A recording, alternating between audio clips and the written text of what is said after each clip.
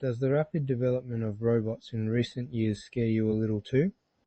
Personally, every time I see a new piece of news, I stop and think, because as artificial intelligence gets involved, robots are evolving at an incredible pace.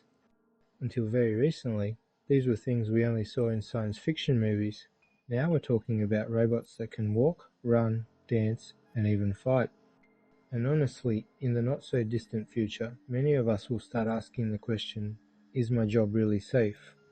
Because robots are slowly taking over industry, factories, and production. If this continues, it may become very difficult to see humans in factories just a few years from now. And this could be one of the biggest breaking points in the history of the working class. Of course, objections come up immediately. Robots have already been in factories for years, so what happened? Did everyone lose their jobs? They're right, but I'm not talking about traditional factories where humans and robots work side by side. What I'm talking about are dark factories. With the Internet of Things, Industry 4, artificial intelligence, and automation, the human factor in production is being pushed further and further into the background. In fact, this process has already begun. Take China for example. For many years, China's biggest advantage was cheap labor, but today, robots have become even cheaper than human workers. That's why many Chinese manufacturers have started laying off workers and replacing them with robots. Not just at big brands, this is happening even in small, unbranded, back-alley factories. No matter how cheaply you employ people, dark factories are cheaper, faster, and more efficient. If this trend continues, especially low-skilled and unskilled labor will face a serious threat.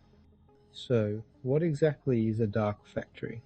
Simply put, these are factories where every stage of production from start to finish is carried out by robots. Humans are almost non-existent. Robots produce on their own using artificial intelligence and advanced automation systems. If there are any people at all, they only monitor the process from outside or step in when there's a malfunction. You might ask, why are they called dark factories? The original term is lights out manufacturing, and there's a simple reason for that. There are no humans inside, so there's no need for lighting. No heating, no ventilation. They're literally dark. These examples aren't even new.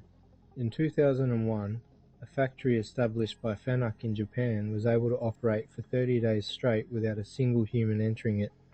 In Philips' factory in the Netherlands, 128 robots work alongside just 9 human employees.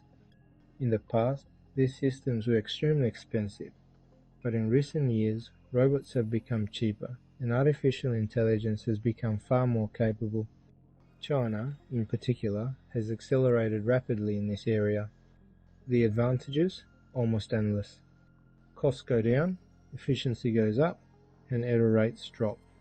For example, it's said that a dark factory established in China operates 250% more efficiently than a traditional factory of the same capacity and reduces defective production by 80%. But there's a dark side as well. Initial setup costs are still high, cybersecurity is a serious risk, and most importantly, there is no need for people. That means unemployment for millions. For aging European countries, this might actually be a solution. They want to bring manufacturing back, but they don't have enough people to work in those factories.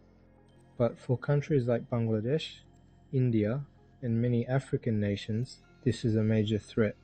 In these countries, millions of people survive on cheap labor. For the past 300 years, the working class has shaped global politics. Revolutions, ideologies, trade unions all emerged from the power of this class. But if dark factories spread, these balances could completely change. If people lose their jobs, who will buy the products is a question that's often asked. The answer is painful but simple. These systems will hit poor countries first. For wealthy ones, the problem will come later. So honestly, a major transformation lies ahead of us. Whether this will be a revolution or a massive storm, only time will tell.